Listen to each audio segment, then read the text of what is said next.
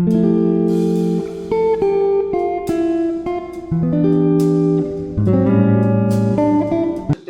பேச்சு போட்டியெல்லாம் பேசுவேன். படிச்சு முடிச்ச பிறகு கைத்தட்டி இவர்கள் எல்லாம் கை கொடுக்கவில்லை. அப்போதுதான் தெரிந்து கொண்டேன் யாரோடு கை கொடுக்க வேண்டும், யாரை கைப்பிடித்து நடக்க வேண்டும் என்று. ஒரு சில உறவுகளில் நீங்கள் கையை கொடுத்து விட்டு சென்று விட வேண்டும், ஆனால் ஒரு சில உறவுகளின் கைகளை பிடித்துக் கொண்டே செல்ல வேண்டும் என்பதை பிறகுதான் தெரிந்து கொண்டேன்.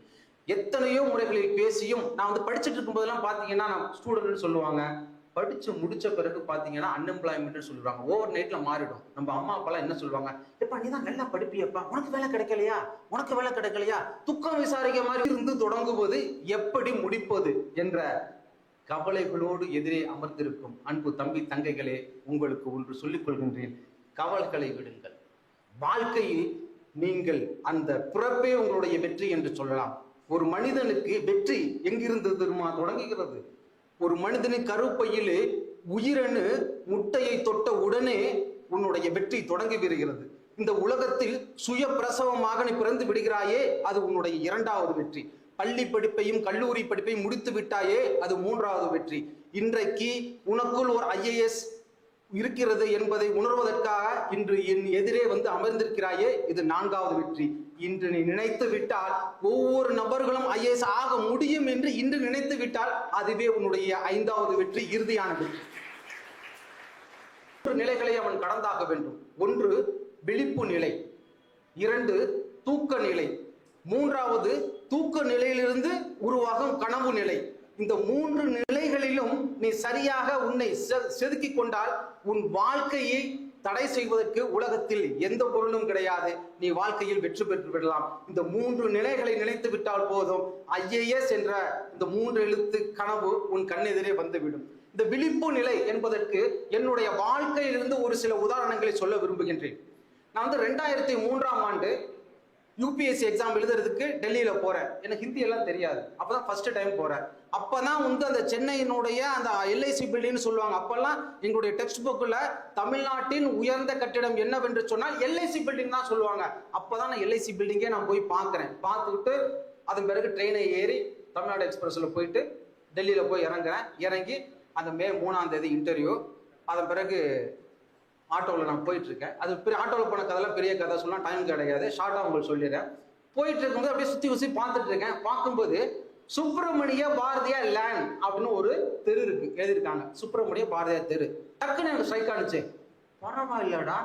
ஏன்னா மொழியே தெரியாம தக்கு தடுமாறி போகும்போது இங்க டெல்லியில வந்து சுப்பிரமணிய பாரதியார் தெரிவிச்சுக்கிறேன். நமக்கே இவ்வளவு கஷ்டப்படும் போது ஹிந்தி தெரியாம இருக்கும்போது சுப்பிரமணிய பாரதியார்லாம் என்ன கஷ்டப்பட்டிருப்பாரோ அப்படின்னு நினைச்சுக்கிட்டு, ஒரு வகையில இங்க உள்ளவங்க தமிழ் ஆபீசர், தமிழ் மக்களா இருப்பாங்க போல இருக்கு, அதனால தெரு வச்சுக்கிட்டாங்க போல இருக்கு அப்படின்னு நினைச்சுக்கிட்டு போறேன். திடீர்னு ஸ்ட்ரைக் ஆனிச்சு. சரி, ஒரு வகையில நம்ம ஏதாவது கேள்வி கேட்டாங்கன்னு வச்சுங்க, என்னன்னு சொல்லி பண்ணிடுறாங்க. கேள்வி கேட்டாங்கன்னு வச்சுங்களேன், பாரதியாரை பத்தி கேட்டா சொல்லிடலாம். அப்ப பாரதியாரை பத்தி கேட்டா ஏதாச்சும் நம்ம வந்து பாடல்கள் ஏதாச்சும் சொல்லி ஆகணும். என்ன பாடல்கள் சொல்லலாம் அப்படின்னு மனசுக்குள்ள நினைச்சுக்கிட்டேன்.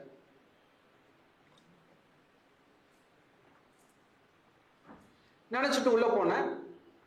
உள்ள போய் உட்காரும்போது யாருக்கு இருந்தாலும் பயம் தானே வரும். உள்ள உட்கார்ந்தேன். இது மாதிரி ஒரு பெரிய ராட்சத ஃபேன் அந்த இன்டர்வியூ போறதுக்கு முன்னாடி வச்சிருப்பாங்க. என்னுடைய டர்ன் பெல் வந்துச்சு. அவன் அந்த ஒரு அசிஸ்டன்ஸ் வந்து கூப்பிட்டு இந்த ராட்சத ஃபேன் முன்னாடி உட்கார சொன்னாரு. உட்கார்ந்து நல்லா, நான் ரொம்ப கூலான கையினேன், எதுவும் பயப்பட மாட்டேன். இப்படி டயத்தை பார்த்தேன், எப்போ கூப்பிடுவாங்க, சரி நான் ஒரு 2-3 நிமிஷத்துல கூப்பிடுவாங்கன்னாரு. இப்படி டயத்தை பார்த்தேன், 11:57 குப்புன்னு வேர்த்துச்சு. அடிக்குது, பயங்கரம் வேர்க்குது, ஷோரிங் ஆகுது. என்னடா பிரச்சனை அப்படின்னா, 12 மணிக்கு முன்னாடி கூப்பிட்டா நம்ம குட் மார்னிங் சொல்றோம் உள்ள போறவங்கள்ட்ட. 12 மணிக்கு பின்னாடி கேட்டா குட் ஆஃப்டர்நூன் சொல்லலாம். கரெக்டா 12 மணிக்கு கூப்பிட்டா என்ன சொல்றது? நான் படிச்சதான் தமிழ் மீடியம். என்ன இந்த குட்னூன்னு ஒரு வேர்டு தான் கேள்விப்பட்டிருக்கேன். ஆனா குட்னூன்னு சொன்னதை யாரும் பார்த்தது கிடையாது, நானும் சொன்னது கிடையாது. அது மாதிரி சொன்னா தப்பா ரைட்டா? ஏன்னா முதல் குணம் முற்றிலும் குணல். குட்னூன்னு நம்ம சொல்லி என்ன நீ குட்னூன்னு சொல்லலாமான்னு கேட்டான்னு வச்சுக்கலாம், முடிஞ்சு போயிடும். என்ன பண்றது வேர்க்குது. நான் நினைச்சுக்கிட்டேன், கடவுள்கிட்ட வேண்டிக்கிட்டேன். எப்போ வேண்டாத கடவுளை எல்லா கடவுளும் அப்போ இழுத்து விட்டு அதுல இருந்து இன்னும் பல கடவுளை வேண்டிட்டு இருக்கேன். அந்த சாமியை வேண்டி இந்த சாமியை வேண்டி முடிவு பண்ணிட்டேன். இந்த பாரு, நீ மார்க் எனக்கு கம்மியா கொடுத்தாலும் சரி, கஷ்டமான கேள்வி கேட்டாலும் சரி, எனக்கு வேலையே வேண்டாம்னாலும் பரவாயில்ல, 12 மணிக்கு மட்டும் பெல் அடிச்சு என்னை கூப்பிடக்கூடாது, அதை மட்டும் சாமியே செஞ்சு விடுன்னு சொன்னேன். அப்படியே வந்துச்சு. அந்த 12 மணி தாண்டிச்சு, 12:01 அப்படியே எனக்கு சொட்டிங்கெல்லாம் கம்மியாச்சு. அப்பா இப்போ நிம்மதியாக இருக்கேன்ப்பா, இப்போ போகும்போது குட் ஆஃப்டர்நூன் சொல்லிடலாம் அப்படின்னு. ஏன்னா என் மனசை ரெடி பண்ணிட்டேன். First answer is very best impression இல்லையா? கரெக்டாக அடிச்சாங்க, 12:01 சரியா அடிச்சாங்க. அதுக்கப்புறம் உள்ள போகும்போது குட் ஆஃப்டர்நூன் சார் சொன்னேன். ஏன்னா எனக்கு முன்னாடி சென்றவர்கள் குட் மார்னிங்னு சொல்லும்போது, நான் கரெக்டாக போகும்போது குட் ஆஃப்டர்நூன் சொல்லும்போது எல்லாரும் டயத்தை பார்த்தாங்க, கரெக்டாக சொல்றான்னு சொல்லி. ஏன்னா அப்போ first impression is best impression. கரெக்டா 1 நிமிட துளிகளிலும் சரியாக கண்டுபிடித்து குட் மார்னிங் குட் ஆஃப்டர்நூன் மாற்றி விட்டானே என்று மனதுக்குள் நினைத்தார்கள். அன்றுதான் அன்எம்ப்ளாய்மெண்ட் ஜெயசீலன் ஐடிஎஸ் ஆன தருணம் நான் உள்ளே நுழைந்து சொன்ன குட் ஆஃப்டர்நூன் என்ற வரிகள். அடுத்து கேட்டாங்க, கேட்டுட்டு எங்க தங்கி இருக்கனாங்க, எந்த ட்ரெயின்ல வந்தானாங்க, இது மாதிரி சொன்னேன். எப்படி வந்தானாங்க? ஆட்டோ பிடிச்சு வந்தேன் சார் சொன்னேன். அப்படி சொல்லும்போது கேட்டார்கள், உனக்கு தெரிந்த பாரதியார் சம்பந்தம் உனக்கு தெரிந்த ஏதாவது தமிழ் சம்பந்தமான நினைவுகள், இடங்கள், பொருட்களை பார்த்தாயான்னு சொல்லி. நமக்கு பார்த்தது ஒன்னே ஒண்ணு, பாரதியார் சொன்ன. Yes sir, there is a Bharathiyar street next to this building அப்படின்னு சொன்னேன். உடனே மற்றவங்க எல்லாம் இதுல ஒரே ஒரு மெம்பர் மட்டும் பார்த்தாரு, எஸ்ன்னு தலையாடினாரு. அடுத்து கொள்கை கேட்டாங்க, பாரதியார் தெரியுமா? பாரதியார் எழுதிய கவிதைகளை சொல்லு அப்படின்னு சொன்னாங்க. கரெக்டா நான் பேசுனது வந்துச்சாதான் மேனிஃபெஸ்டேஷன்ஸ். அதாவது நான் சொல்லிடுறேன், அதுக்கு பின்னாடி இந்த கதைக்கு வரேன். மேனிஃபெஸ்டேஷன் என்ன தெரியுமா? நீ ரேடியேட் பண்ண உன்னோட எனர்ஜியை ரேடியேட் பண்ணினா உனக்கு ஆன்சர் வந்துடும். இப்போ வந்து இந்த ஃப்ரீக்வன்சி இருக்கு இல்லையா, எஃப்எம் ஃப்ரீக்வன்சி 93.4 அப்படின்னு 101 ஃப்ரீக்வன்சி வைக்கிறோம். இப்போ வந்து போலீஸ் எல்லாம் வாக்கி டாக்கில பேசுறாங்க. இதுக்கு எல்லாத்துக்கும் ஒரு ஃப்ரீக்வன்சி இருக்கு. இன்னொருத்தவங்க வந்து ஒரு வாக்கி டாக்கி வச்சு பேசுறாங்கன்னா ஃப்ரீக்வன்சி சேமா இருந்தா தானே கேட்கும். மாறினா கேட்க முடியுமா? கேட்காது. ஆனா நம்ம வாழ்க்கையில முன்னேறணும்னு நினைக்கிறோம், ஆனா நமக்குள்ள ஒரு ஃப்ரீக்வன்சி செட் பண்ணிக்கவே மாட்டோங்கிறோம். நம்ம வந்து 0 ஃப்ரீக்வன்சி தான் வச்சுக்கிறோம். நமக்குன்னு ஏதாவது ஃப்ரீக்வன்சி வச்சுக்கணும். நான் ஐஏஎஸ் அதிகாரியா ஆக வேண்டும், இதுதான் என்னுடைய ஃப்ரீக்வன்சி சொன்னா, ஐஏஎஸ் அதிகாரியாக வருவதற்கான அனைத்து விதமான கருத்துகளும் இந்த காற்றில் இருக்கிறது, எல்லாம் உனக்கு வந்துடும். இன்னைக்கு டிவியை போட்டா டிவியில படம் வருது, சேனல்ல பார்த்தா பாட்டு வருது. இதெல்லாம் எங்க இருந்து? ஒரு பிராட்காஸ்டர்ஸ்ல இருந்து உங்க டிவிக்கு தனித்தனி ஒயரா கொடுக்குறாங்க. எங்க இருக்கு? எல்லாமே இந்த காற்றில் இருக்கிறது. காற்றில் இருக்கும்போது உன்னுடைய ரிசீவரை சரியா வச்சுக்கிட்டீன்னு வச்சுக்கேன், அவன் பிராட்காஸ்ட் பண்றது அப்படியே எழுத்துரும். எனவே ஒவ்வொரு மனிதனுக்கும் ஒவ்வொரு ஃப்ரீக்வன்சியை செட் பண்ணிக்கணும். நான் ஐஏஎஸ் ஆகணும், நான் ஐபிஎஸ் ஆகணும், நான் ஐஎஃப்எஸ் ஆகணும், நான் பெரிய பிசினஸ் மேன் ஆகணும், நான் மிகப்பெரிய பொலிட்டிஷியன் ஆகணும், மிகப்பெரிய லட்சாதிபதி ஆகணும், என்ன வேணாலும் நினைச்சுக்க. You should have the frequency. ஆனா இன்றைய இளைய சமுதாயம் என்ன செஞ்சிருக்காங்கன்னா, எந்த வித ஃப்ரீக்வன்சியுமே வச்சுக்காம 0 ஃப்ரீக்வன்சியை வச்சுக்கிட்டு வாழ்க்கையில முன்னேற நினைக்கிறீங்களே. 0 ஃப்ரீக்வன்சி இருந்தா மற்றவர்கள் சொல்வதும் கேட்காது, மற்றவர்கள் பிராட்காஸ்ட் பண்ணுவதும் உங்களுக்கு கிடைக்காது. எனவே ஒவ்வொருவரும் ஒரு ஃப்ரீக்வன்சியை செட் பண்ணிங்க. இப்ப நம்ம ஏன் பிக்சர் போறேன், நான் வந்து ஃப்ரீக்வன்சியை செட் பண்ணிட்டேன், நான் ஐஏஎஸ் ஆகணும்னு சொல்லி. அப்போ வந்து பாரதியார் ஸ்ட்ரீட்டை பார்க்கும்போது இந்த கேள்வியை கேட்கணும்னு சொல்லி நான் பிராட்காஸ்ட் பண்ணிட்டேன். அவர் ரிசீவர் ஆண்டனா கரெக்டாக வச்சுக்காரு, ரிசீவ் பண்ணிட்டாரு. அதனால அதே கேள்வியை கேட்கிறாரு. இதுதான் என்னுடைய சைட். கேட்டாரு, சொல்லுப்பான்னு சொன்னாரு. இன்னொன்று, நம்ம படிச்சுட்டோம், நல்ல அறிவு டெஸ்ட் பண்ணிட்டாங்க எக்ஸாம்ல. ஆனா இன்டர்வியூல நீங்கள் சொல்கின்ற பதிலுக்கும் அவர்கள் கேட்க எல்லா கேள்விக்கும் நாங்கள் பதில் சொல்லிட்டேன்னோட மார்க் அதிகம் வராது. கேட்ட கேள்விக்கு நீங்க ஒண்ணுமே சொல்லாம ஒரே ஒரு கேள்விக்கு பதில் சொன்னாலும் மார்க் நிறைய வந்துடும். ஏன்னா அவங்க டெஸ்ட் பண்றது உங்க நாலேஜை கிடையாது, உங்களுடைய எமோஷனல்ல தான் டெஸ்ட் பண்றாங்க. How you are behaving for the questions, how you are reacting to the questions அப்படிங்கிறத பாக்குறாங்க. அந்த கொஸ்டின் கேட்கும்போது பாரதியாரோட பாடல் சொல்லுங்கப்பா அப்படின்னு சொன்னாங்க. அப்ப கேட்கும்போது பாரதியார் பாடல் 2 வரியும் சொல்லலாம், 4 வரியும் சொல்லலாம். என் மனசு சொன்னுச்சு, இந்த பாரு அதிக நேரம் கொடுத்தீங்கன்னு வச்சுக்க நிறைய கேள்வி கேட்பாங்க. ஒரே ஒரு கேள்வி கேட்டாங்க, அந்த ஒரே ஒரு கேள்விக்கு 20 நிமிஷம் 25 நிமிஷம் பதில சொல்லிவிடு, எஸ்கேப் ஆயிடலாம் அப்படின்னு மனசு சொன்னுச்சு. அப்ப என்ன பாடலா போடு, சரி நல்ல ஒரு பெரிய பாடலா போடுவோம் அப்படின்னு யோசிச்சு மனசு எல்லாமே ஃபிராக்ஷன் சொல்ல யோசிக்கும். அப்பதான் சொன்னேன், சிந்து நதியின் மிசை நிலவினிலே சேரல் நாட்டிலும் பெண்களுடனே சுந்தர தெலுங்கினில் பாட்டி சேர்த்து தோணிகள் ஓட்டி விளையாடி வருவோம், வங்கத்தில் ஓடு வரும் ஆறின் மிகையால் மையத்து நாடுகளில் பயிர் செய்குவோம், கங்கை நதி பொறுத்து கோதுமை பண்டம், காவிரி வெற்றிலைக்கு மாறு கொள்ளுவோம், சிங்கள தீவினுக்கோர் பாலம் அமைப்போம், சேதுவை மேலுறுத்தி வீதி சமைப்போம். நிறைய சொல்லிட்டு போலாம், கடை சொல்லாம சொல்லக்கூடாது. இது என்ன, நம்ம எல்லாம் ரைம்ஸ் எல்லாம் நாங்க படிக்கும்போது என்ன சொல்லுவோம், வானாகி மண்ணாகி உயிராகி ஊனாகி அப்படி சொல்லுவோம். கடன் உண்மையுமாய் இன்மையுமாய் கோனாகி யானை எழுது கூற்றாரை வாழ்ந்த வணக்கம் சொல்லுவோம். இதெல்லாம் கடை சொல்றது மனப்பாடம் சொல்லுவாங்க. அது மாதிரி சொன்னா டைம் முடிஞ்சு போயிடும். அப்ப இதை எப்படி சொல்லலாம்னு மைண்ட் யோசிச்சு எப்படி நான் ஸ்டார்ட் பண்ணேன், நான் முன்னாடி சொன்னது குரல் சொல்றதுக்காக. இப்ப கேட்டாங்க பாரதியார் எழுதுனா பாடலை சொல்லுங்கன்னு, நான் ஸ்டார்ட் பண்ணது இப்படிதான். சிந்து நதியின் மீசை நிலவினிலே சேரள நாட்டிலும் பெண்களுடனே சுந்தர தெலுங்கினில் பாட்டிசைத்து துணிகள் ஓட்டி விளையாடி வருவோம். வங்கத்தில் ஓடி வரும் ஆறில் மிகையால் மையத்து நாடுகளில் பயிர் செய்குவோம் அப்படின்னு பாட்டா பாடுறேன். பாட்டு பாடிக்கிட்டு இருக்கிறத வச்சு மேனேஜ் பண்ணும்ல, ஒவ்வொரு முகத்தையும் பார்க்கிறேன். பாட்டை உங்களுக்கு மொழி புரியாது, யாரும் தமிழ் தெரியும் கிடையாது. பட் தான் ஒரு மியூசிக் இருக்கிறதுனால ஒரு சில பேர் கண்ணை சொல்லிட்டு அப்படி ஆங்குறாங்க. சரி, இவங்களை மடக்கிடலாம் முடிவு பண்ணிட்டேன். ஒரு நாள் ஒன்றும் பார்க்குறோம், ஐயோ ஒரு மீனிங் எல்லாம் கேட்பாரு போல இருக்க, இவரை கொஞ்சம் மடக்கணுமே அப்படின்னு சொல்லிட்டு பாட்டா அப்படி பாடிட்டு இருக்கேன். கங்கை நதி புறத்து கோதுமை பண்டோம்னு அப்படி பார்க்குறோம்.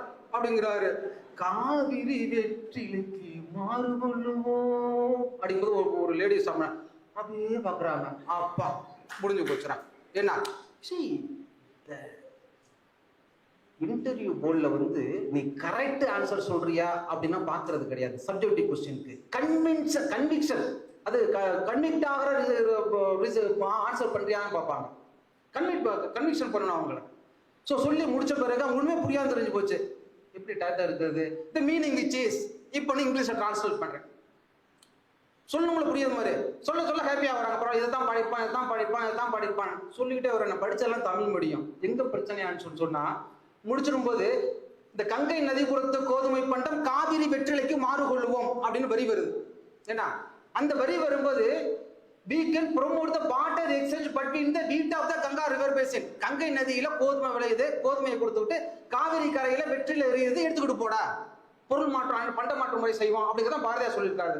Also we may promote the barter exchange between the wheat of the Ganga river basin and சொல்லிட்டேன். என்ன சொல்லணும்? வெற்றிலைய காவிரி கரையில விளையிற வெற்றிலையே சொல்லணும். காவிரி கரையில காவிரி ரிவர் பேசின் தெரியும், வெற்றிலைக்கு எனக்கு இங்கிலீஷ்ல தெரியல. ஏன்னா வெற்றிலைக்கு இங்கிலீஷ்ல நான் கேள்விப்பட்டதும் கிடையாது, படிச்சதும் கிடையாது. அப்புறம் லிப்கோ டிக்ஷனரி தான் தேடுறதுக்கு வாய்ப்புகளும் கிடையாது, என்கிட்ட டிக்டேஷன் வச்ச முடியாது. ஐயோ வெற்றிலைக்கு என்னடான்னு அப்ப ஐஏஎஸ் ஆகும். வெற்றிலைக்கு இங்கிலீஷ்ல தெரியாது, என்னடா சொன்னுச்சு உன்ன மைண்டு சொன்னுச்சு, எல்லாமே கரெக்டா தாண்டா போயிட்டு இருக்கு தம்பி, இப்ப நீ ஒரு செகண்ட் எடுத்துன்னு வச்சுக்க, அவ்வளவுதான் நீ காலி. சரி என்னடா பண்ண, எல்லாம் பிராக்ஷன் சொல்ல யோசிக்குது, என்னடா பண்ணுவோம் அப்படின்னா ஒன்றும் கிடையாது. இந்த பாரு, இந்த இதுல பாத்தீங்கன்னா உனக்கு வந்து வெற்றிலைக்கு இங்கிலீஷ்ல தெரியாது.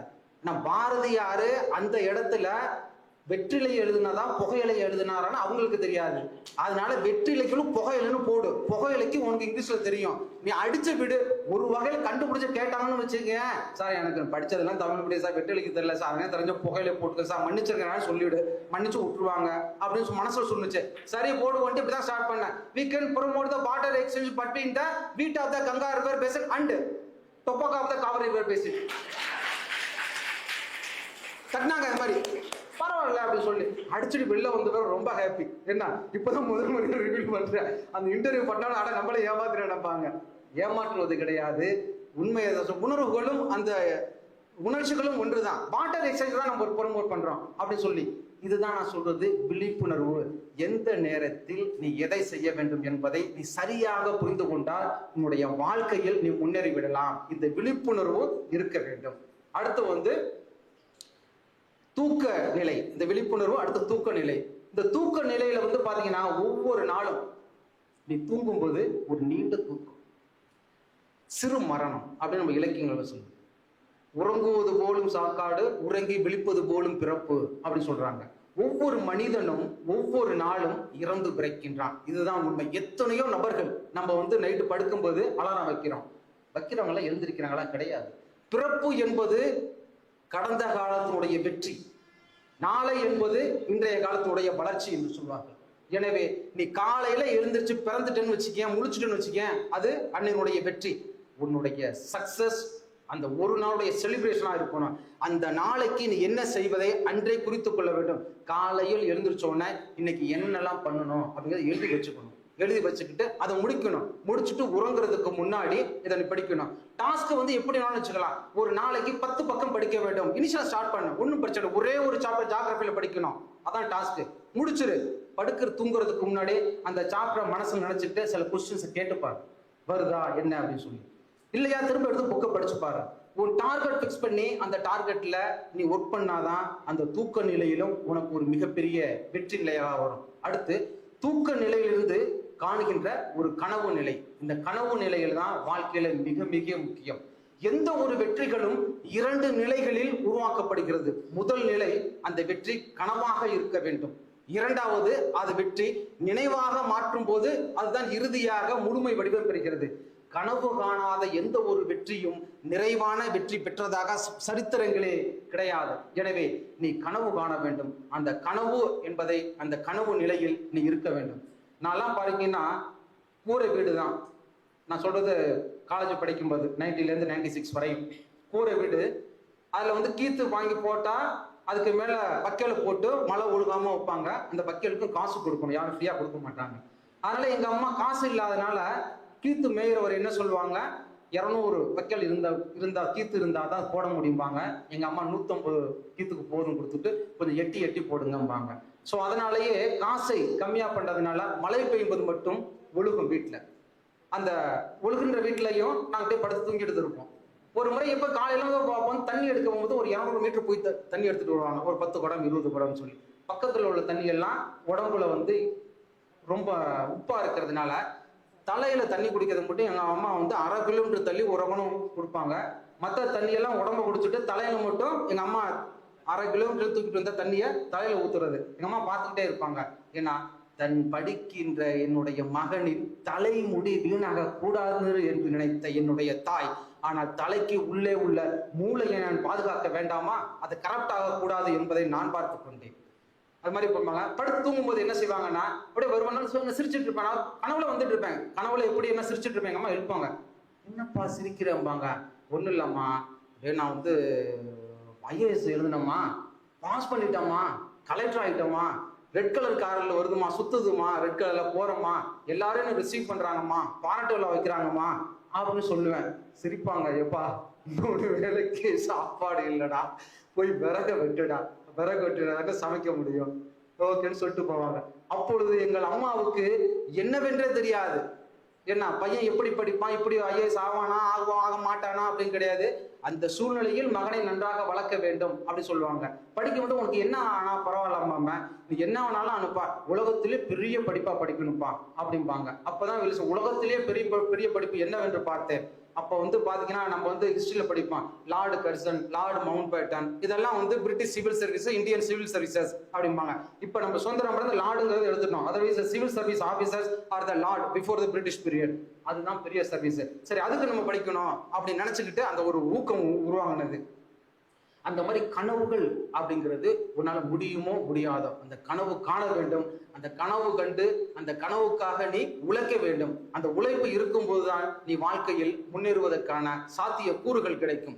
அந்த கனவுகளோடு இருக்க வேண்டும். அதான் அந்த கனவு நிலை. இந்த 3 நிலைகளிலும் நீ முன்னேறி சென்றால் ஐஏஎஸ் என்ற ஒரு கனவு உனக்கு நினைவாகிவிடும். அடுத்ததாக உனக்கு வேண்டிய, உனக்கு உள்ளே வைத்துக் கொள்ள வேண்டிய 5 குணங்களை சொல்கின்றேன். பிறகு 5 தவிர்க்க வேண்டிய குணங்களை சொல்ல விரும்புகின்றேன். எல்லாமே காம்படிட்டிவ் எக்ஸாம் பேஸ்டு. அடுத்து 5 தகர்க்க வேண்டிய குணங்களை நான் உங்களுக்கு சொல்கின்றேன். இந்த தன்னம்பிக்கை என்பது ஏற்கனவே சொல்லிட்டேன், நெப்போலியன், அலெக்சாண்டர், இது மாதிரி தான் முன்னேற முடியும் அப்படி நினைக்கிறதா அந்த தன்னம்பிக்கை வரிகள். என்றைக்குமே உன்னால் முடியும் என்று நினைக்க வேண்டும், கனவு காண வேண்டும். தன்னம்பிக்கை இழந்தவன் மனிதனாக வாழ்வதற்கு தகுதியற்றவன் என்று சொல்வார்கள். எனவே தன்னம்பிக்கை ஒன்றுதான் உனக்கு கடைசி வரை துணையாக இருந்து வாழ்க்கையில் வழி கொடுக்கும்.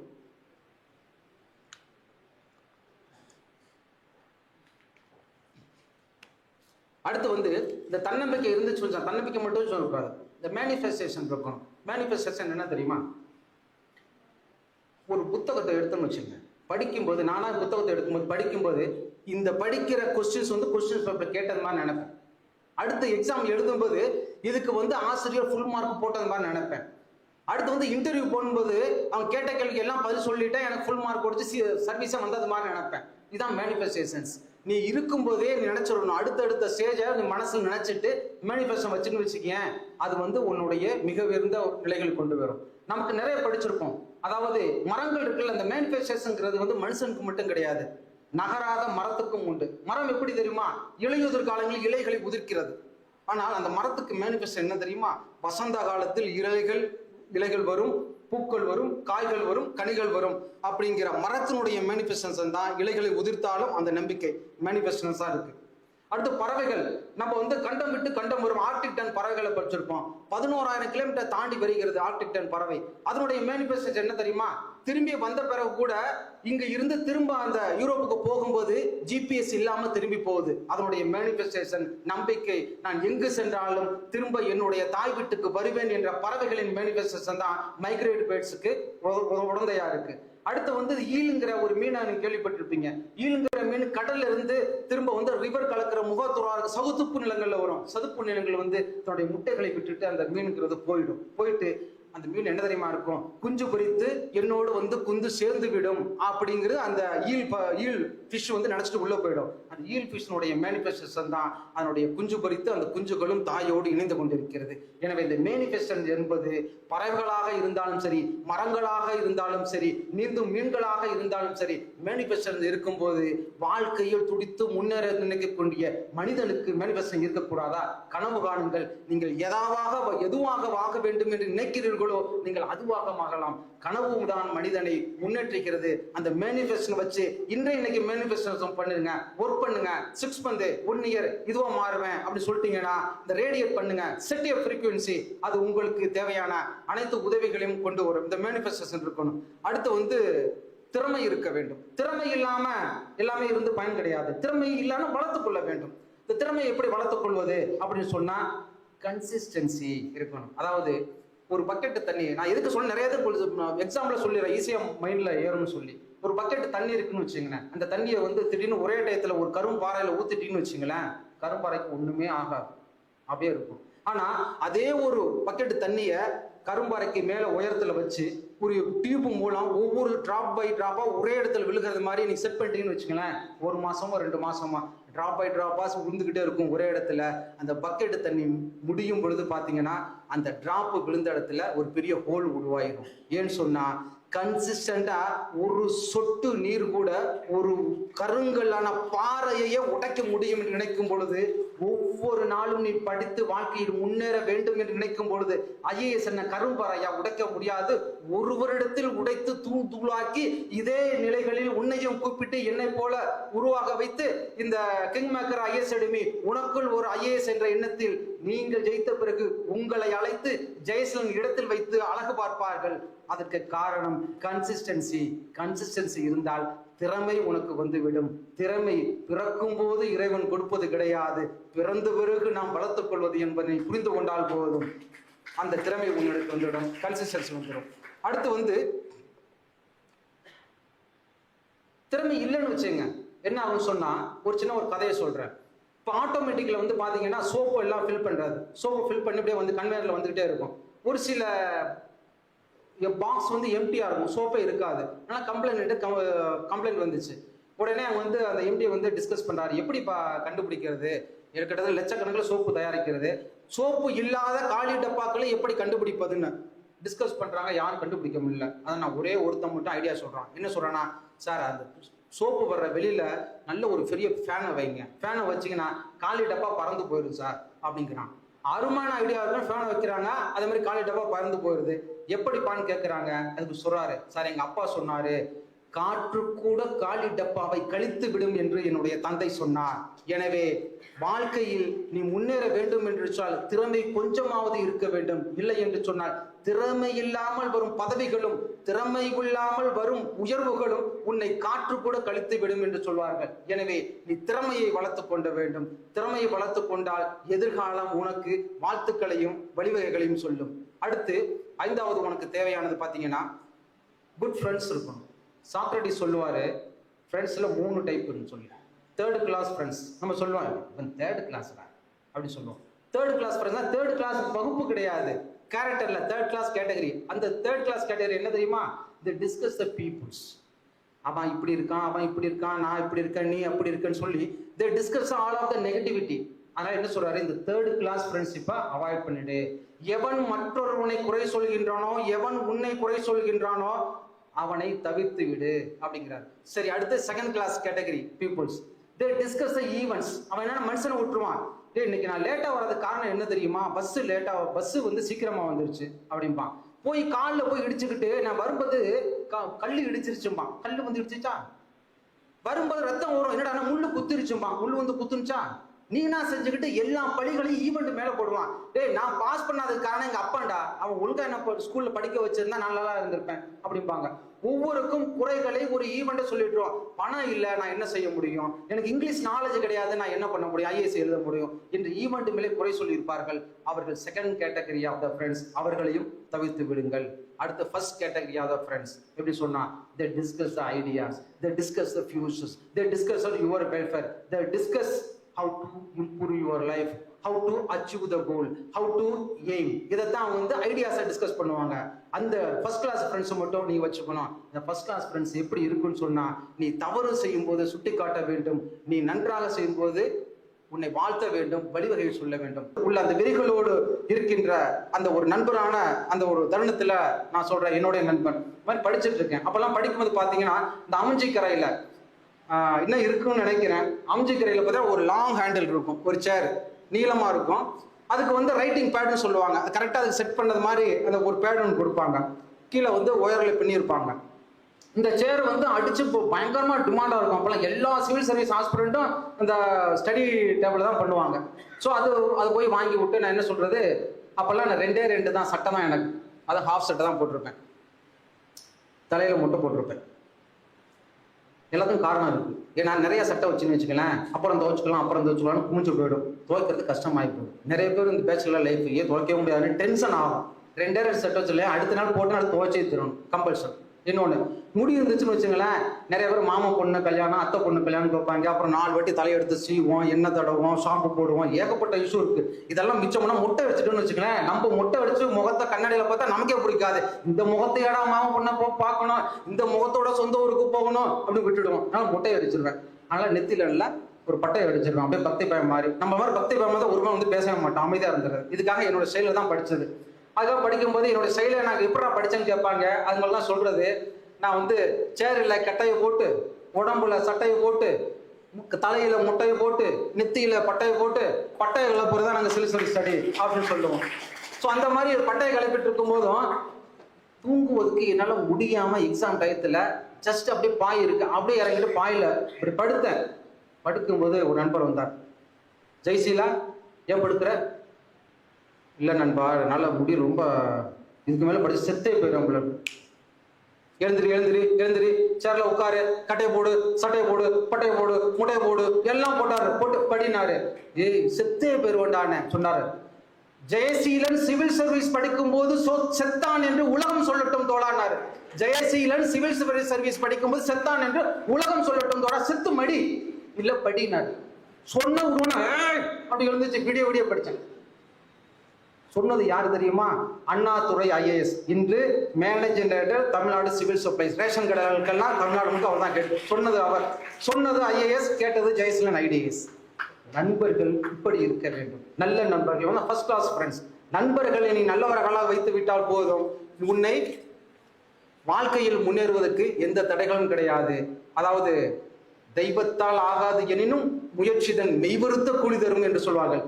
கடவுளே உனக்கு உதவி செய்யாட்டினாலும் நீ செய்யற அந்த கடின உழைப்பு இருக்கு பத்தியா, அந்த கடின உழைப்பு 100% உனக்கு வெற்றிகளை தரும் அப்படிங்கிறதா அந்த நம்ம சேர்க்க வேண்டியது.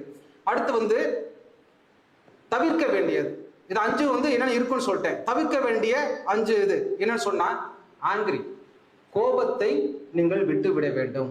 கோபம் வந்து மனிதனை பயங்கரமா பண்ணும்.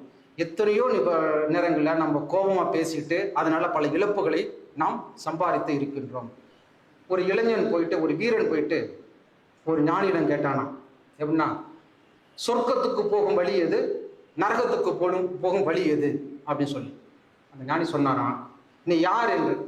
நான் வந்து மிகப்பெரிய வீரன் சொன்னானா. பார்த்த கோலம் மாதிரி இருக்கு, நீ எல்லாம் வீரன் சொல்ற, என்னடா நீ பேசுறன்னாரா. கோலம் வந்துருச்சான், இப்படி வாள் எடுத்து உருவனானா. சொன்னாரான், இந்த வாள் என்ன மங்களா இருக்கு, இதால வெட்டா என் தலையே ஆகாது, என் தலை கட்ட ஆகாதே நானா. ஓங்கு நானா, இப்பொழுதுதான் நரகத்தின் வழி தெரிகிறது அப்படின்னு சொன்னாராம். கோபங்களில் நரகத்தின் வழி தெரிகிறது. உண்மையை புரிஞ்சுக்கிட்டான்.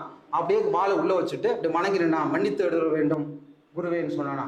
அப்ப சொன்னாரா, இப்போதுதான் சொர்க்கத்தின் வாசல் தெரிகிறது அப்படின்னு சொல்லி. நம்ம என்ன தெரியுமா செய்யறோம், ஒரு புக்கை எடுக்கிறோம், புக்கை எடுத்துட்டு இந்த புக்கு தான் நமக்கு வராம தண்ணி காட்டுது, இந்த புக்கை படிக்காம விடக்கூடாதுன்னு சொல்லி ஒரு சாப்டரே வச்சுட்டு ஒரு நாள் உட்கார்ந்து. கோபம் வரும்போது புத்தகத்தை எடுக்காதீர்கள். என்ன, பிடிக்காத சப்ஜெக்டை பிடிக்காமல் படிக்காதீர்கள். நான் எனக்கு இந்த மேத்ஸ் சொல்ல மென்டல் எபிலிட்டி, எனக்கு நான் பியூர் சயின்ஸ் குரூப், அதனால அந்த மேத்தமெட்டிக்ஸ் மென்டல் எபிலிட்டி ரொம்ப போகவே மாட்டேன். ஈஸியா வர ஒரு 7 கொஸ்டின் மட்டும் அடிச்சிருவேன். அந்த பக்கம் தலை வச்சு படுக்கிறதே கிடையாது, தொடவே மாட்டேன் மேத்ஸ். அதனால நிறைய பேர் கை தூக்குனீங்க மேத்ஸ் வராதுன்னு, கவலையே படாதீங்க, நானும் உங்க கேட்டகரி தான். மேத்தமெட்டிக்ஸ் படிச்சாதான் சிவில் சர்வீஸ் ஐஏஎஸ் ஆகணுங்கிற அவசியமே கிடையாது. ஆனா ஒரே ஒரு கண்டிஷன்ஸ். அப்ப நீங்க கேட்கலாம், சார் மேத்தமெட்டிக்ஸ்ல கொஸ்டின் வருது சார், மென்டல் எபிலிட்டில கொஸ்டின் வருது சார், எப்படி சார் பண்றது? அதுக்கு என்ன ஒரு ஐடியான்னு சொன்னா, நீ எந்த சப்ஜெக்டை படிக்காமல் விடுகிறாயோ அடுத்த சப்ஜெக்ட்ல எல்லாம் அலசி ஆராய்ஞ்சு பிட்டு பெனால்ட்டி எடுத்திருக்கணும். ஒண்ணு கூட விடக்கூடாது, எதை கேட்டாலும் சொல்லுவான்னு இருக்கணும். அதுக்காக நான் அறிவியல், பாலிட்டி, எக்கனாமிக்ஸ், ஜியோகிராஃபி எல்லாத்தையும் கரைச்சு கொடுத்துருவேன். கேட்ட பக்கம் முதற்கொண்டு சொல்லுவேன், எல்லாத்தையும் ஒரு கொஸ்டினோட விட மாட்டேன். ஏன்னா நான் மேத்தமெட்டிக்ஸை விட்டு போயிட்டேன். பிடிக்காத சப்ஜெக்ட் விட்டுடு, ஆனா பிடிச்ச சப்ஜெக்ட் படிக்கணும். நம்ம என்ன செய்வோம், பிடிக்காத சப்ஜெக்ட் படிக்கவும் மாட்டோம். இது மட்டும் நமக்கு வரலன்னு பிடிச்ச புக்கை எடுத்து வச்சுக்கிட்டு அதை படிக்காம குறைய சொல்லிட்டு இருப்போம். எனவே எல்லாரும் எல்லாமே தெரிஞ்சவங்க கிடையாது. அதனால ஒரு 20% உன்ட வீக்னஸ் இருக்கும் ஒவ்வொரு மனுஷனுக்கும். அந்த 20% சப்ஜெக்ட் எது உனக்கு வரல அப்படின்னு பாரு, மற்றது 80% அதை படிச்சு அதில் நீ காம்பன்சேட் பண்ணிடு. அப்படி காம்பன்சேட் பண்ணிட்டுன்னு வச்சுக்கேன், நீ அட்டகாசமா போயிடலாம். எந்த இதுவும் கிடையாது. இந்த கோபங்கள் அப்படிங்கிறது மனிதரிடம் காட்டக்கூடாது, புத்தகத்திலும் காட்டக்கூடாது. உன்னுடைய ஃபோக்கஸ்ட் வாழ்க்கையில முன்னிறு வெறியோடு இருக்கணும். அதுக்காக கோபத்தை தவிர்த்து விடுங்கள். அடுத்து ரெக்ரெட். ரெக்ரெட் ரொம்ப கஷ்டமானதுங்க. வாழ்க்கையில ரெக்ரெட் இருக்கக்கூடாது. அலாரம் வைப்போம் 5 மணிக்கு எழுந்திருக்குன்னு சொல்லி, ஆனால் 5 மணிக்கு எழுந்திருக்க முடியாது, 6 மணிக்கு எழுந்திரிச்சோம். அலாரம் அடிக்கும், தலையில தட்டி வச்சிருவோம். 6 மணிக்கு எழுந்திருப்போம், 6 மணிக்கு எழுந்திரிச்சு விட அட்டாடா 5 மணிக்கு எழுந்திருக்க முடியலையே, என்ன ஒரு ஜென்மம், ஏன் எழுந்திருக்க முடியல அப்படின்னு 8 மணி வரையும் அதையும் நினைச்சிட்டு இருப்போம். உடனே பாத்தீங்கன்னா என்னடா அப்படி இருக்கும், கிளம்பும் போது லேட் ஆகிடும். லேட் ஆகும்போது அம்மா சாப்பிட்டு போவாங்க, உனக்காக வேலையே கிடையாது, எந்த டயத்துல நான் கிளம்புறேன், இப்ப சாப்பாடு முக்கியமா, தூக்கி வையே அப்படின்னு சொல்லிட்டு போயிடும். சொல்லிட்டு போயிட்டு போகும்போது 2 வீலர் நினைப்போம், எதுக்கு நம்ம லேட்டா இருந்துச்சுட்டு அம்மா சமைச்சு வச்சா அம்மா சாப்பாடு சாப்பிடாம வரோமே, இது நல்லா இருக்கா, நம்ம பண்ண தப்பு தான், நம்ம திட்டிருக்க கூடாது, 2 வீலர் ஓட்டிட்டு போவோம். லேட்டா போயிடும் ஆஃபீஸுக்கு. போய் சேரும்போது ஆஃபீஸ் போகும்போது லேட்டா வந்துட்டு கேட்பாங்க, என்னப்பா டயத்துல வர தெரியாதான்னு. திரும்ப அங்க வர நம்ம சண்டை போடும், உங்களுக்கு என்ன சார் இருக்கும் அப்படின்னு சொல்லிட்டு. இது மாதிரி கேஸ்கேடிங் எஃபெக்ட் இருக்கும். ஒவ்வொரு தருணங்களையும் அந்த ரெக்ரெட்டை நினைச்சு நம்ம பிரசன்ட்ல வாழக்கூடிய வாழ்க்கையை இழந்து விடுகின்றோம். எதிர்காலத்தில் நினைக்கக்கூடிய எண்ணங்களையும் விட்டு விடுகின்றோம். அந்த ரெக்ரெட்ஸ் அதை அவாய்ட் பண்ணுங்க. ரெக்ரெட்ஸே இருக்கக்கூடாது. நம்ம சொல்றதுக்கு தான் டெலிஃபோனா இருந்தாலும் சரி, மொபைலா இருந்தாலும் சரி, ரெக்ரெட் இருக்கவே கூடாது. உடனே நம்ம சாப்பிட்டு இருக்கும்போது பாத்தீங்கன்னா ரிங் அடிக்கும், கடவுள் சாப்பாடெல்லாம் விட்டுட்டு ஓடி மொபைல் என்னன்னு பார்ப்போம். என்ன அது உயிர் போற சாதியமா, நீ எடுக்கலன்னா உன்னை ஷூட் புல்லட்ல வச்சு ஷூட் பண்ண போறான்னா என்ன? உனக்காக மொபைலா இல்ல மொபைலுக்காக நீனா? கொஞ்சம் கூட ஏதாச்சும் ஒரு டவர் கம்மியாகி போச்சுன்னு வச்சுக்கோங்க, டவர் எங்க கிடைக்குன்னு சொல்லி அப்படியே எடுத்துட்டு போவோம், மொபைல் எடுத்துக்கிட்டே போவோம். அப்படியே போயிட்டு மாடி கூட போவோம், ஒரு டவர் கிடைச்சிச்சு அப்படின்னு சொல்லி பண்ணுவோம். என்ன ஒரு ஐன்ஸ்டைன் மாதிரி என்ன கண்டுபிடிச்சுட்டா இவ்வளவு ஆச்சரியம் பண்ற, டவர் இல்லாத இடத்துல இருந்து டவர் கடத்துக்கு வந்தது பாருங்க, முகத்துல பிரகாசமா தெரியும், டவர் வந்துருச்சுமா, பெரிய கண்டுபிடிப்பை கண்டுபிடிச்சது மாதிரி. நீ பிறக்கும் போது மொபைல் கூடவா பிறந்த? நீ பிறக்கும் போது 2.5 kilo weight, 3 kilo weight, 4 kilo weight தான் சொல்லியிருக்காங்க. அதுல ஏமா 2 கிலோ வெயிட் பையன் 100 கிராம் மொபைல், 3 கிலோ பையன் 250 gram Nokia mobile, 4 kilo weight iPhone extra phone சொல்றாங்களா? சொல்ல கிடையாது. மொபைல் உன்னோடு பிறப்பது கிடையாது. ஆனா அந்த மொபைலை வச்சு நம்மோடு பிறந்தவர்களை மறந்து விடுகின்றோம். இதுதான் உண்மை. 3 சீட்டர் சோஃபா இருக்கு, உட்கார்ந்து இருக்கோம், அம்மா அப்பா எல்லா சொந்தங்கள் இருக்கும், சொந்தங்களோடு பேசாமல் யாருடனும் பேசி கொண்டிருக்கின்றோம் மொபைல்களோடு. பக்கத்தில் உள்ள அம்மாவிடம் பேச நமக்கு அம்மா நல்லா இருக்கான்னு கேட்க நமக்கு தெரியவில்லை. பக்கத்தில் உள்ள அப்பாவிடம் பேச தெரியவில்லை, குழந்தைகளிடம் பேச தெரியவில்லை, யாருடனும் எங்கேயோ உள்ளவோடு சிரித்து மகிழ்ந்து பேசுகின்றோம். ஆனால் அருகில் உள்ள அம்மாவிடனும் அப்பாவிடனும் நீ சாப்பிட்டாயா, ஏன் வருத்தமாக இருக்கிறாய், என்ன சாப்பிட்டாய், உனக்கு நான் என்ன செய்ய வேண்டும், கவலைப்படாதே அம்மா, கவலைப்படாதே அப்பா, கடன் வாங்கி இருக்கிறேன் கவலைப்படுகிறாயே, கவலைப்படாதே, நான் படித்து IAS ஆகி விடுவேன், நீ வாங்கிய கடன் எல்லாம் அடைத்து விடுவேன், அம்மா நீ கவலைப்படாதே, நான் நன்றாக படித்து விடுவேன், உன் குழந்தை முதல் மதிப்பெண் எடுத்து விடுவேன், நீ பட்ட கஷ்டங்களை எல்லாம் அடைத்து விடுவேன், கவலைப்படாதே என்று யாராவது சொல்லி இருக்கிறீர்களா? 4 இட்லி சாப்பிட்ட நீங்கள் என்றாவது அம்மா முகத்தை பார்த்து அம்மா எத்தனை இட்லி சாப்பிட்டா என்று கேட்டு இருக்கிறீர்களா? அவளுக்கு சாப்பிட வேண்டிய 3 இட்லியை உனக்கு கொடுத்துட்டு 1 இட்லியை சாப்பிட்டு கொண்டிருக்கும் தாய்மார்கள் இன்றும் இருந்து கொண்டிருக்கிறார்கள். நீ கேட்ட பணத்துக்காக கடன் வாங்கி உனக்கு கொடுத்து விட்டு அவர்கள் பஸ்ஸில் சென்றால் பணம் செலவாகுமே என்பதற்காக கால்நடையோடு சென்று வருகின்ற நண்பர்களிடம் லிப்ட் கேட்டு சென்று கொண்டிருக்கின்ற அப்பாக்கள் எத்தனை நபர்கள் இருக்கிறார்கள் என்றாவது யோசித்து பார்த்தாயா? பொங்கலுக்கும் தீபாவளிக்கும் உனக்கு புத்தாடைகள் வாங்கி கொடுக்கும் போது ஒவ்வொரு புத்தாடை வாங்கும் போது உனக்கு பிரைஸை பார்க்காமல் நல்ல குவாலிட்டியாக எடுக்க வேண்டும் என்று வாங்கி கொடுத்து விட்டு அவர்கள் வாங்கும் புத்தாடைகளுக்கு மட்டும் பிரைஸ் டாக்கை பார்த்து குறைவாக இருந்தால் மட்டும் எடுத்து விட்டு அதிகமாக இருந்தால் நான் அடுத்த கடைக்கு சென்று எடுத்து வருகின்றேன் என்று அங்கும் எடுக்காமல் பழைய ஆடைகளை அயன் செய்து விட்டு இதுதான் புத்தாடை என்று போலி கனவுகளையும் போலி நினைவுகளையும் உன் மனதில் ஊட்டுகிறார்களே என்றாவது உன்னுடைய தந்தையிடம் சொல்லியிருக்கிறாயா? அப்பா, நாங்கள் படிக்கும் போதும் எப்பவோ கஷ்டப்பட்டாய், ஆனால் இன்று நாங்கள் வளர்ந்து விட்டோம், சம்பாதிக்கின்றோம், உனக்கு நான் வேண்டியதை எல்லாம் செய்கின்றேன், உனக்கு என்ன வேண்டும் என்றாவது உங்களுடைய இளைய சம்பாதம் கேட்டு இருக்கிறதா? விட்டு விடுங்கள். 3 வேளை உணவு நீங்கள் உண்டு கொண்டிருக்கிறீர்களே, அந்த 3 வேளை உணவாவது உங்கள் தாய் தந்தைகளோடு அமர்ந்து அரை மணி நேரமாவது உங்கள் தாய் தந்தையோடு பேசிக் கொண்டிருக்கிறீர்களா? எங்கு சென்று கொண்டிருக்கின்றோம் என்று நினைக்கும் போது வருத்தமாக இருக்கிறது. ரெக்ரெட்டான வாழ்க்கையில் வாழ்ந்து கொண்டிருக்கின்றோம். ரெக்ரெட்டுக்கு இன்றைய புள்ளி வையுங்கள். புள்ளி வைத்து விட்டு 5 மணிக்கு எழுந்திருக்க வேண்டும் என்றால் 5 மணிக்கு எழுந்திருக்க வேண்டும். இந்த ஒரு சாப்டரை படிக்க வேண்டும் என்றால் அந்த சாப்டரை படித்து முடித்திருக்க வேண்டும். அன்றே அதே செய்ய வேண்டும். முடிஞ்சு போச்சா பழச பத்தி நினைக்காதீங்க, விட்டுட்டு அடுத்த டாஸ்க்கு போங்க. இந்த ரெக்ரெட்டை நீங்க அவாய்ட் பண்ணணும். அடுத்து மல்டி டாஸ்கிங் சொல்லும்போது ஒரு புக்கை எடுப்போம், 10 நிமிஷம் தான் படிப்போம், திருப்பி அதை முடிச்சு இன்னொரு புக்கை எடுப்போம், அதை 10 நிமிஷம் தான் படிப்போம். மல்டி டாஸ்கிங் பண்ண முடியாது, கூடாது. படிச்சுட்டு இருக்கும்போது உடனே அம்மா கூப்பிடுவாங்க, ஓடிட்டு வருவோம், அப்பா கூப்பிடுவாங்க, ஓடுவோம். மல்டி டாஸ்கிங் பண்ணும்போது கான்சன்ட்ரேஷன் இருக்காது. 1 மணி நேரம் செட் பண்ணுங்க. செட் பண்ணிட்டு அந்த 1 மணி நேரம் படிக்கணும்னு சொன்னா மொபைல் சுவிச் ஆஃப் பண்ணி வச்சிருங்க. இல்லைன்னா சுவிச் ஆஃப் பண்ணிட்டு அம்மாட்ட கொடுத்து எங்கேயாச்சும் தெரியாத இடத்துல ஒளிச்சு வச்சிருமான்னு சொல்லுங்க. 1 மணி நேரம் படிங்க. நான் மொபைல் பார்க்க வேண்டாம்னு சொல்லலை, பார்த்துட்டு ஒரு 5 நிமிஷம் பாருங்க. பொழுதுபோக்காக மட்டுமே மொபைலை பார்க்க வேண்டும் தவிர நீங்கள் கஷ்டப்பட்டு உழைத்த பிறகு அது ஒரு ரிலாக்ஸேஷன் மைண்டாக தான் நினைக்க வேண்டுமே தவிர அதுவே முதன்மையாக நினைத்து நீங்கள் படிப்பை பொழுதுபோக்காக மாற்றிவிடக் கூடாது என்பதற்காக சொல்கின்றேன்.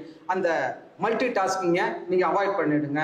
அடுத்து படிக்கணுங்கிறது வெறித்தனமா இன்னைக்கு உனக்குள்ள ஒரு ஐஏஎஸ் ஒரு பயிலரங்கம் நடந்து போச்சு, எல்லாரும் மோட்டிவேட்டா பண்ணியிருக்காங்க. அக்கா நாளைக்கே புக் எடுத்துக்கிட்டு 16 மணி நேரம் 18 மணி நேரம் தொடர்ந்து படிக்கக்கூடாது, வித்தவுட் பிரேக்.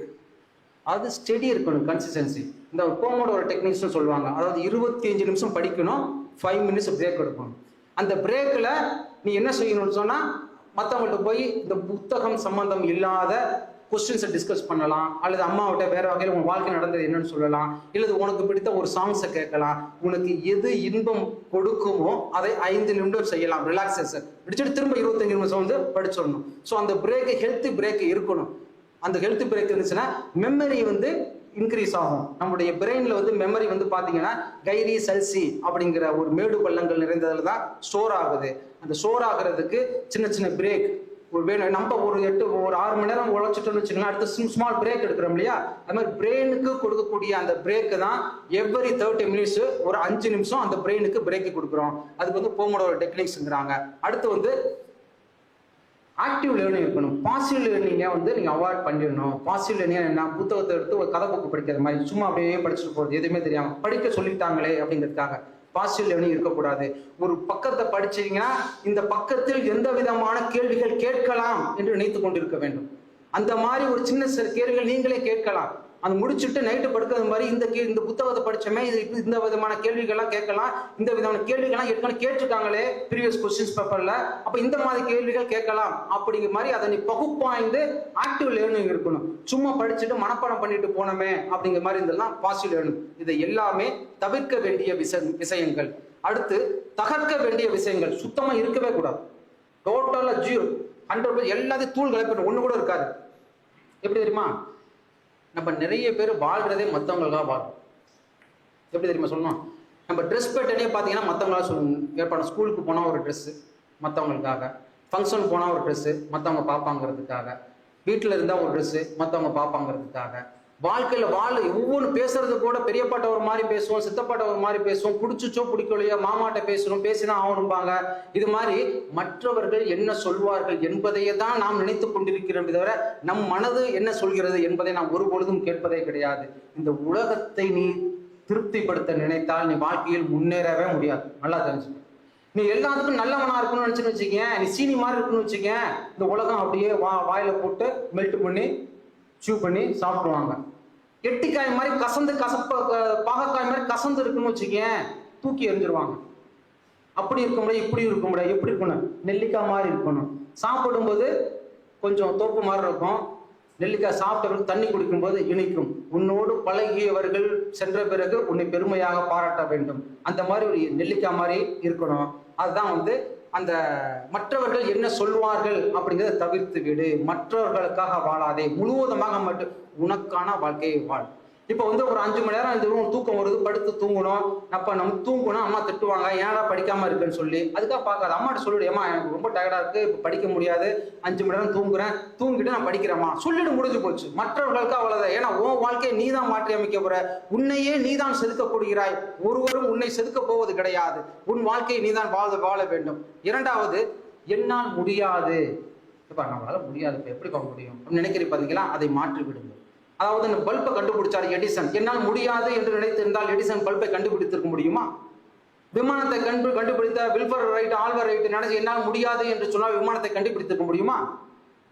மகாத்மா காந்தியடிகள் இந்தியாவுக்கு சுதந்திரம் வாங்கி கொடுக்க முடியாது என்று நினைத்திருந்தால் பல அறப்போராட்டங்கள் எடுத்திருக்க முடியுமா? நமக்கு விடுதலை தான் வாங்கி கொடுத்திருக்க முடியுமா?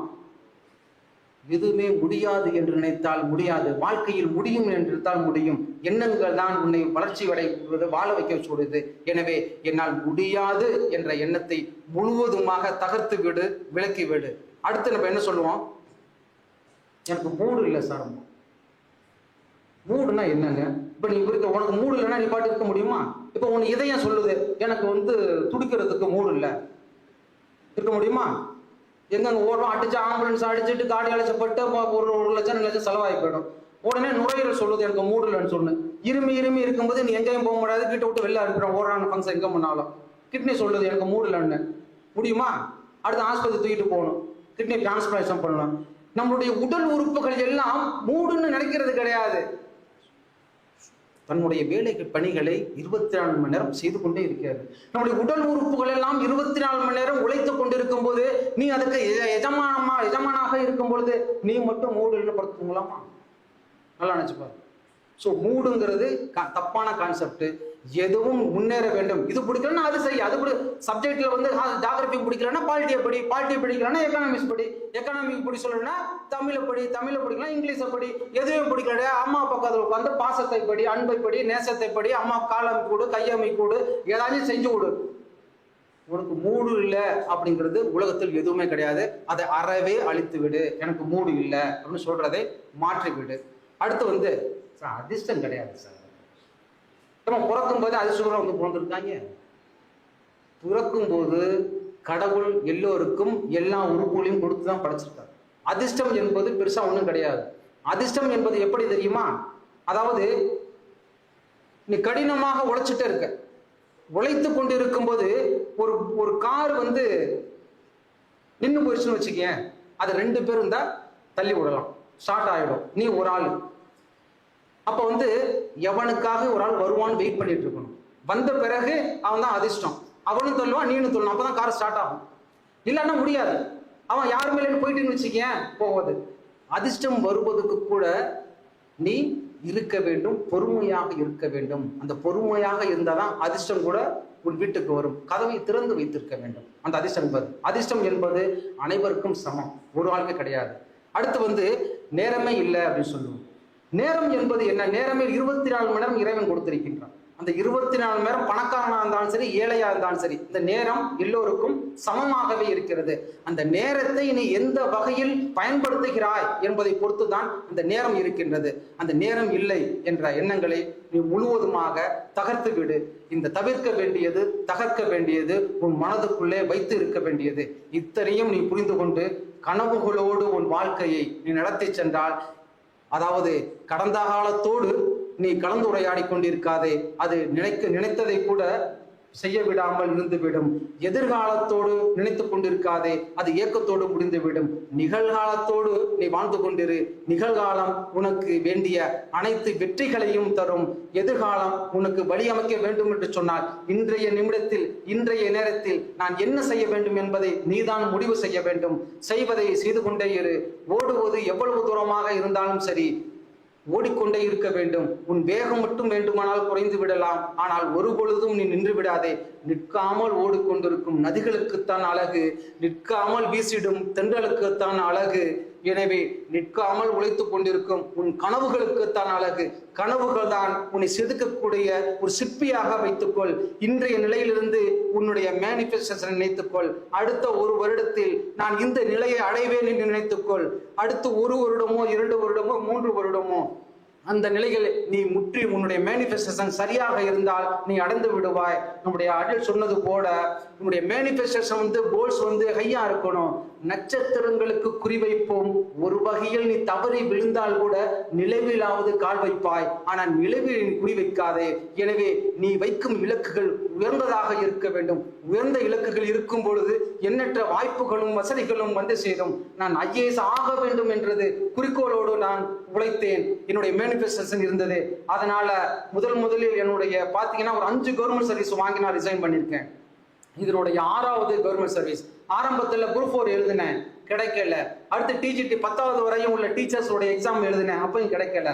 அனலைஸ் பண்ணி பார்த்தேன் நமக்கு என்ன குறைகள் என்று. என் மனம் சொன்னது, என் மேனிஃபெஸ்டேஷன் சொன்னது, ஜெயசீலா நீ கீழே உள்ள குறைவான பதவியில் உள்ள போஸ்ட்களுக்கு தகுதியற்றவன். எனவே நீ அதிகமாக உள்ள IASக்கு தகுதி உள்ளவன், படித்து செல் என்பது. என்னுடைய இலக்குகளை உயர்த்தினேன். IAS ஆக வேண்டும் என்ற எண்ணத்தோடு படித்தேன். என் இலக்குகளும் குறிக்கோள்களும் IAS ஆக வேண்டும் என்று இருந்ததால் அதன் பிறகு வரிசையாக ஒவ்வொரு பதவிகள் வந்தது. குரூப் 2 கிளியர் பண்ண, RI கிளியர் பண்ண, சயின்டிபிக் ஆபீசர் கிளியர் பண்ண, BEdல டிஸ்ட்ரிக்ட் எஜுகேஷன் ஆபீசர் கிளியர் பண்ண, குரூப் 1ல deputy superintendent of police clear பண்ண, அடுத்து வந்த குரூப் 1ல ரூரல் டெவலப்மெண்ட்ல அசிஸ்டன்ட் டைரக்டர் கிளியர் பண்ண. இத்தனை பதவிகளையும் வாங்கி 6வதாக என்னுடைய IDAS என்ற பதவியில் 2003ஆம் ஆண்டு IAS தேர்வில் 261வது இடம் பெற்று இந்த IDAS இருக்கிறேன் என்று சொன்னால் என்னுடைய மேனிஃபெஸ்டேஷன் தான் இருந்தது. அந்த மேனிஃபெஸ்டேஷன் இருக்கும்போது என்னிடம் கைகளில் கைரேகளை தவிர ஒன்றும் கிடையாது. முகங்களில் கவலைகளை விட ஒன்றும் கிடையாது. மனங்களில் முன்னேற வேண்டிய வெறி இருந்தது. அந்த வெறிக்கு வாழ்க்கையில் முன்னேற வேண்டும் என்ற கடின உழைப்பு வேண்டும் என்ற எண்ணம் இருந்தது. அதுதான் ஃபியூலாக இருந்தது. ஒவ்வொரு முறையும் என்னுடைய காலையில் பழையதை சாப்பிட்டு செல்லும் பொழுது என்னுடைய தாய் பழையதை போடும்போது பாசத்தோடு போடுவாள். அவள் தான் அம்மா நான் என்ன படிக்க வேண்டும் என்று சொன்னால் அவளுக்கு தெரியாது. எது வேண்டாலும் படிராசா அவள் என்று சொல்லுவார்கள். பாசத்தை காட்டிய ஒரே ஒரு அந்த தாயின் அந்த செய்கையால் இன்று அவளுக்கு பாதகம் செய்துவிடக் கூடாது என்பதற்காக, என் முடி நோகுமே என்பதற்காக 1 கிலோமீட்டர் சென்று தண்ணி எடுத்து குளிப்பதற்கு தண்ணி கொடுத்த என் தாயின் மனம் நோகக்கூடாது என்பதற்காக என் மூளையை வலுப்படுத்த வேண்டும், மனங்களை பலப்படுத்த வேண்டும் என்று நினைத்திருந்தேன்.